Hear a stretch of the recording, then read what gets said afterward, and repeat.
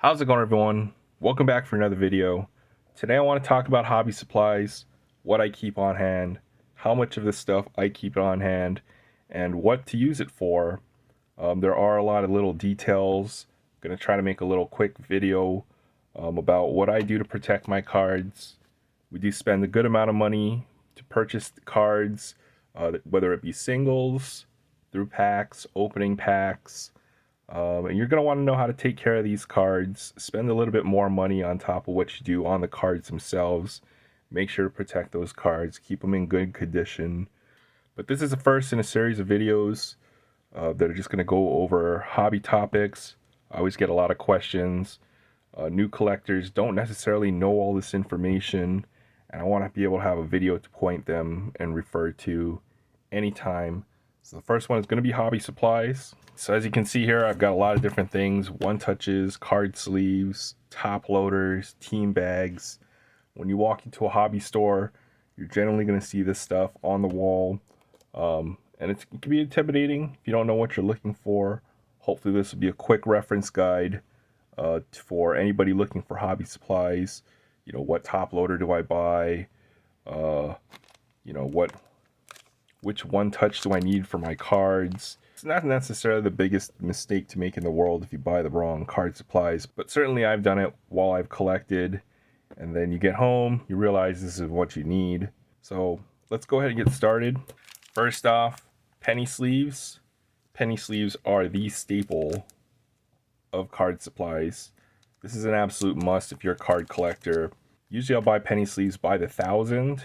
The more you buy at one time, the better the price is.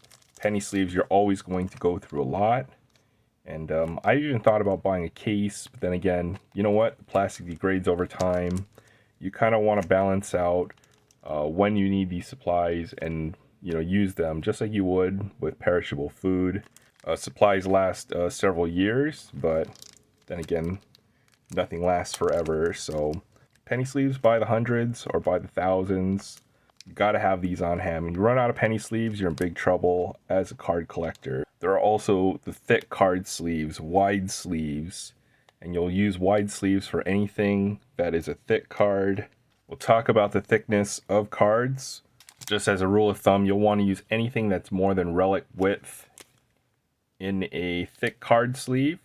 You can put the very thin relics into regular penny sleeves. They do fit, but better just put them in these if possible, the thick card sleeves. Everything else, pack pulled cards, most autographs, chromium cards, all fit in penny sleeves. So keep a good stash of penny sleeves. I usually keep at least 1,000 penny sleeves on hand, and then one package, 100 of these thick card sleeves. These I won't go through very quickly, so penny sleeves, absolute must. I'll probably repeat it at the end of the video. That's how important these are for protecting your collection. Now, one more thing about penny sleeves is, what do you penny sleeve? Just as a rule of thumb, I'll just do any insert. Any rookie card is a good criteria. Anything other than a common, you should penny sleeve, in my opinion. Also keep in mind, when you do penny sleeve cards, they do take up more space. We'll talk about boxes at some point in the future, but you know, you certainly will be able to fit fewer penny sleeve cards into a box than you would if they're unsleeved. So something else to keep in mind. If I'm set building, I'm not going to sleeve up any card. I might sleeve up maybe the top 10 or 15 cards in a set, just to see what I have penny sleeved in this box. This looks like 2022 rookies, so any notable rookie card inserts all go in penny sleeves for me. That's going to be personal preference. Second thing we want to talk about are top loaders. You should have a good supply of top loaders at all times. For top loaders, for me, I think the best way to decide whether or not to top load a card, you set a value threshold in your mind, and anything over that value, whatever it may be, $1, $2, $5, you go ahead and top load. For me, any card I think is going to be worth more than $5, I'll just go ahead and top load it. Everything else gets a penny sleeve. Any rare insert, any autograph also gets a top loader. Those are the kind of rules that I set as far as when I use supplies, how much supplies. You'll want to gauge how much supplies you're going through. If you're going through too many, then you may want to raise that threshold for what you decide to penny sleeve, top load. But that's kind of my rule of thumb. Anything that might be worth more than $5, any kind of rare insert, any kind of autograph, or notable memorabilia card. So let's talk about the various kind of top loaders you can get. These are rigid top loaders. These are the ones you'll most commonly see at any card store. You'll be able to find these at Walmart. Not sure if you can see that, but these are the standard thickness. These hold any kind of regular size trading card. They'll also hold the chromium ones as well. I'll usually try to keep around 100 top loaders on hand at all times. That's 3 packages of these. I recently picked up a 200 count. Again, the more you can afford to buy and you're comfortable storing, that's how many you should have. And again, when you purchase in bulk, you get a better price. 35 of these might cost $5 or $6 at a hobby store. When I bought the 200 bulk, I'm getting them close to 10 cents a piece. Let's talk about other kinds of top loaders as well, what you use them for. 55 points are going to hold thicker chromium cards, especially parallels. Oftentimes, a numbered parallel is going to be printed on a slightly different stock than a regular chromium card. They're going to be slightly thicker. They're not going to easily slide into the top loader, so therefore you need a 55 point or the thick top loaders for those. 75 point thick are for the thinnest of the relic cards, the ones that you'll pull out of Topps, Allen and Ginter, some of the upper deck stuff. And they generally keep on getting thicker. These are 100 point. You can actually see how wide they open up. Onto the even thicker stuff, the 130. And I think I have some 160 point top loaders. The bigger the top loader, the more expensive they are. This probably costed $5 or $6. You only see I get 10 of them. These are 60 cents a piece at that price. So usually I'll only keep around 1 package of these at a time. Only when I'm very close to running out will I go out and purchase another box of these. You rarely need to use these unless you're opening up a lot of stuff that has a lot of relics, thick autographs, the really expensive stuff. You won't need these thicker top loaders. So perhaps keep them off your shopping list. Go with thick card sleeves and then put them in a card box instead. Now let's talk about magnetic holders, one touches, pro molds, stuff of that sort. These I usually generally keep only my best cards in if I'm going to put them into a pro mold or a top loader. Now magnetic holders will generally be reserved for my best cards if I decide to put them into a magnetic holder. This is a personal decision. I just think the cards look the best in these magnetic holders, but at the same time they're pricey. They take up a lot of space. And you're going to have to decide again, what is the threshold for something that you would put into a top loader? It's going to be a notable card. It's going to be a big autograph. It's going to be something I'm probably not going to grade, just because, getting the cards into these magnetic holders can be a little painful. You can damage your cards if you're not careful with these. So be very careful with these magnetic holders. But you can't deny how great the cards look in these. So I generally keep a few of the 35 point one touches. 35 point being the same as a regular top loader. I'll usually keep about 5 or so of these on hand. For example, right here I've got a 5-pack of 35 point one touches here. The 55 point for the thicker chromium cards, because you will pull these if you buy a good amount of stuff like chrome, Bowman. You're going to need some of those thicker 55 point top one touches. And then I generally keep 1 each of the larger one touches. There's a 75 point, 100, 130, 180, and they even make thicker ones. Now let's talk about how to put a card into a magnetic holder. I'll try to make this a pretty simple tutorial. There's going to be a better tutorial out there. Again, I suggest watching a few different videos and perhaps start with mine. Check out some other channels. There's plenty of great sports card content out there. This is how I do it. Go ahead and open up the One Touch. Be careful not to get the inner surfaces with fingerprints or anything like that. Take a trading card, put it carefully into the magnetic holder. Make sure that each of the edges here are recessed underneath the lip of each one of the four sides. This is very important.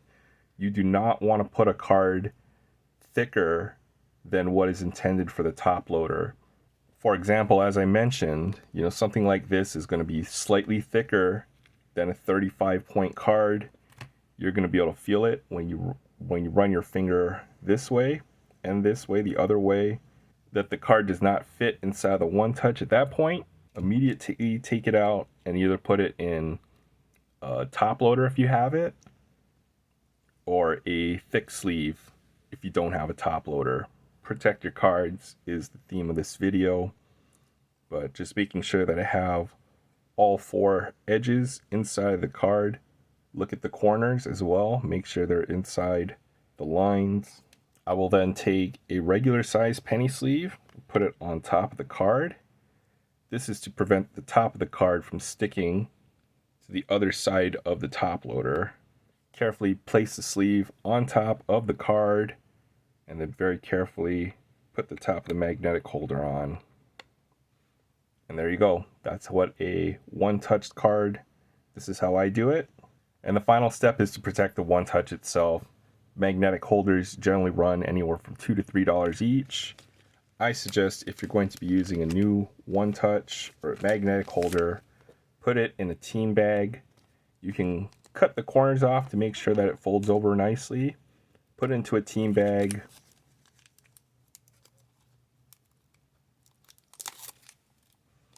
To go ahead and close the team bag over the top loader.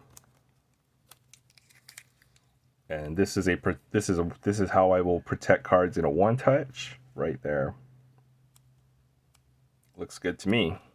Let's talk about penny sleeves, how I use the penny sleeves. One, I'll make it so that it will open up so I can easily get this left corner into the card. And I want to go like this. And then I want to push the left corner up to the edge. Be careful. You want to watch this other corner and don't clip it when you put the card into the penny sleeve. And before you put your cards into a top loader, make sure they're penny sleeved. Take the top loader, again, put my finger right on that corner and guide it into the top loader like such. Don't let this corner touch the top loader until you get this side of the card all the way to the left side. At that point, it should be pretty easy to get it into the top loader. Never force a card into a top loader. If you have to do this, or if you have to tap it really hard, or if you have to use force to insert the card into the top loader, then you're using the wrong top loader. Get a thicker top loader. Put it into a box until you do get a better top loader to put it in if you're trying to top load that card. Otherwise, just put it in the box. Forget it until you have the correct hobby supply to put the card inside of. A couple more things I want to talk about. Semi-rigids. What you need semi-rigids for. Anytime you submit to a grading company, they're going to want you to send their cards in a semi-rigid holder. That's what these are. These are a little flexible. That's why they call them semi-rigid. They're a lot thinner than your standard top loader. Some folks prefer to store their cards completely in semi-rigids, and I see the appeal. They take up a lot less space thickness-wise, and they protect the card just as well. But if you plan on doing any kind of grading, you're going to want to have some semi-rigids as well to prepare your submission. One more thing, team bags. I generally keep at least a couple bags of these team bags. They're very useful. They're useful for storing maybe 15 or 20 penny sleeve cards together, like a team set, an insert set. They also come in handy when you're trying to protect your One Touches. I'll talk about that a little bit later. These usually come in 100 count bags. They're pretty cheap. The one thing about these team bags is they do have an adhesive strip that you can then fold over. Your team bags will come in handy when you're sending cards off through the mail. You're going to want at least one bag of these 100 count team bags as well. One thing that I do not have are team bags that fit graded cards, but they do make them. I don't have too many graded cards in my collection, but here's an example of one that is in a team bag. You'll see that the person who put it in the team bag cut the corners just so it folds over really nicely. But again, you will pay a good amount of money for supplies, and you want to keep those graded cards, the holders, in nice condition as well. In the event that you do sell the card, you don't want it to have it in a damaged holder. So protect your cards, protect even the holders for graded cards. They do make team bags out there for graded cards, but since I don't do a whole lot of grading, I currently do not keep them on hand, although I probably should have at least one bag. But anyhow, that's my video on hobby supplies. At the very least, I would say keep these two items in your collection. You must have penny sleeves, top loaders, boxes. We'll talk about boxes in another video. And as your collection expands, you'll want to go ahead and pick up some of these other items that I covered. The one-touches, thick top loaders, thicker one-touches, thicker top loaders as well. So, hope you enjoyed this video. Let me know what you guys think. If you have any questions about hobby supplies, you can always put them in the comments below. As always, like, comment, subscribe. Hope you enjoyed the video, and thank you for watching.